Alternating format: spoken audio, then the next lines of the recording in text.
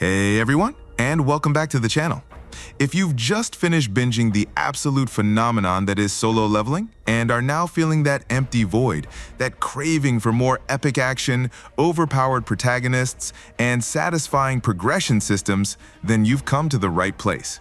Today, we're diving deep into the anime world to bring you the top 5 anime you absolutely need to watch to scratch that monster-slaying power fantasy itch. Number 5. Mushoku Tensei, Jobless Reincarnation. Kicking off our list at number 5, we have a titan of the modern isekai genre, a series that many consider a masterpiece of world building and character development. Mushoku Tensei, Jobless Reincarnation. The story begins with a 34-year-old shut-in who, after a tragic end, finds himself reincarnated not as a hero in his prime, but as a helpless baby named Rudius Greyrat in a world of swords and sorcery. With all his adult memories intact, he vows to live this new life to the fullest and not repeat the mistakes of his past. Now, you might be thinking, where's the system? Where are the blue pop-up windows? And you're right, Mushoku Tensei doesn't have the explicit game-like interface of solo leveling, but what it has is something just as, if not more, compelling: a raw, grounded, and incredibly detailed sense of progression. We watch Rudius go from learning to crawl, to painstakingly chanting his first spell, to eventually becoming a mage of terrifying power. The journey feels earned.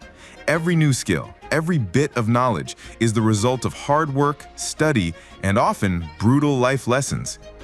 If you love the feeling of Sung Jinwoo's growth from the world's weakest to a global powerhouse, Rudius's journey will resonate with you on a deep, narrative level.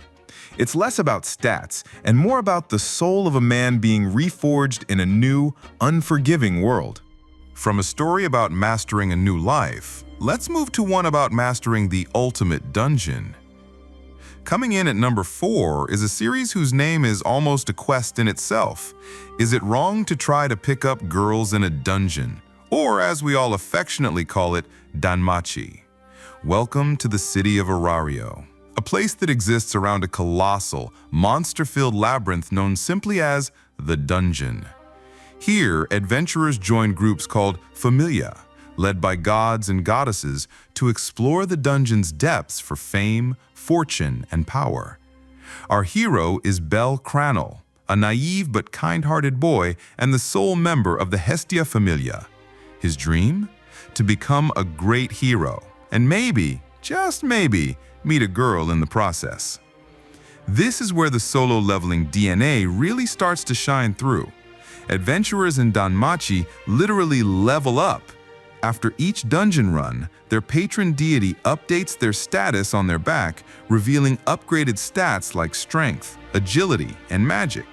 It's a physical, tangible representation of their growth. And just like Sung Jinwoo was given a unique system, Bel possesses a rare skill called Liaris Freeze, which dramatically accelerates his growth based on the strength of his feelings.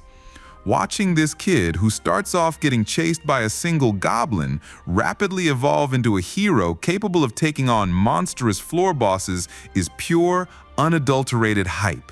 The dungeon dives, the desperate battles, and the thrill of seeing those stats tick up after a hard-won victory will feel incredibly familiar and satisfying.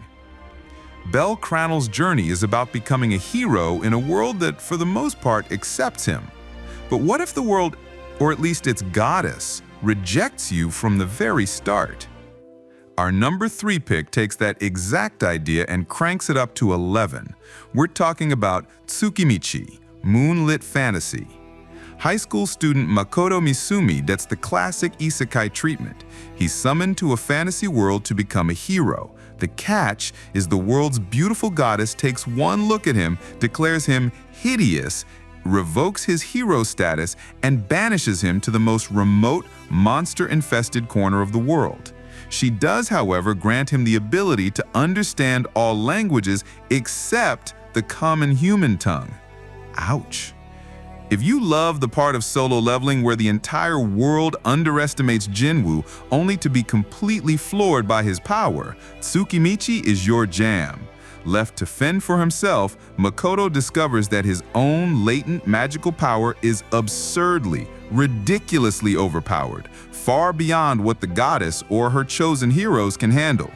He's not just strong, he's a walking catastrophe. Much like Jinwoo gathers a loyal army of shadows, Makoto forms pacts with incredibly powerful mythical creatures who become his devoted companions.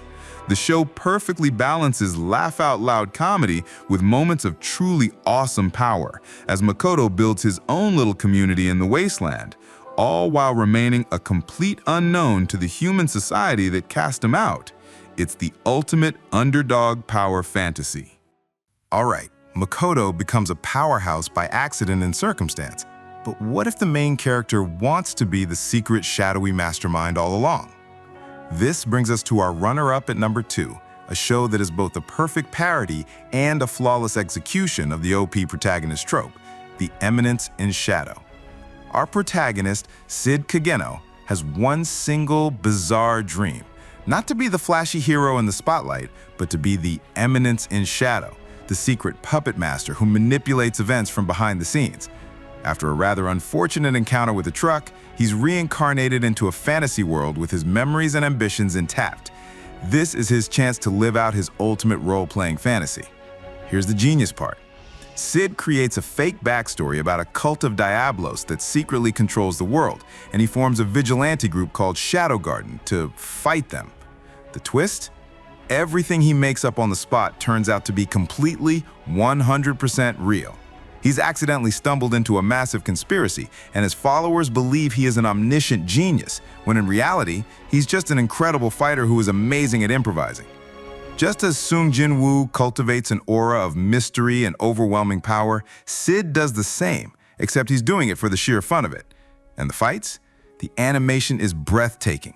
When Sid drops the bumbling act and unleashes his true power with his signature line, "I am atomic," the sheer spectacle and fluid choreography will give you serious solo leveling flashbacks.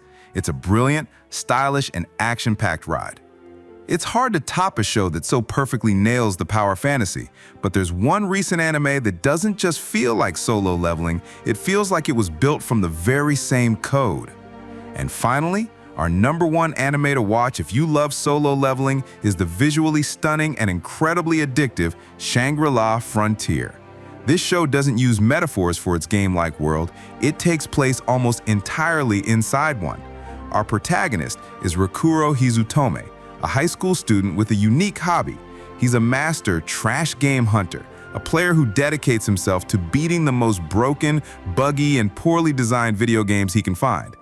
Tired of glitches, he decides to finally try the most popular VRMMO on the market, the god-tier game, Shangri-La Frontier. Forget spiritual successors, this is the system. The entire show is about a character interacting with game mechanics, leveling up, accepting quests, fighting unique monsters, and uncovering the world's hidden lore. But unlike a typical weak-to-strong hero, Sunraku, under his screen name Sunraku, is already a pro.